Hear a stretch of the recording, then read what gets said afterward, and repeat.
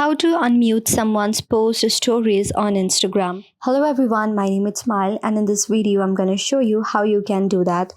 Start by launching your Instagram. Make sure you have logged into your respective account. Also, you have signed in and installed the latest version so that you won't miss out any new features. Now, if you want to mute someone, then just long press to the person's profile and you will see the option of unmute messages and you will see the option of unmute calls as well.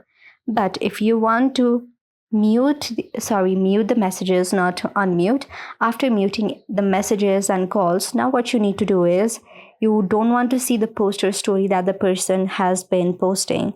So for that, what you can do is go on the top search bar, tap on the profile of that person. On the top right side, you will see 3 vertical dots right there. Now tap on the restrict option. Now tap on restrict. After doing so, you will be friend of the following person, but you might not see the post and the stories that the person has posted on their feed. It will not be shown on your feed very easily, and that would be muted.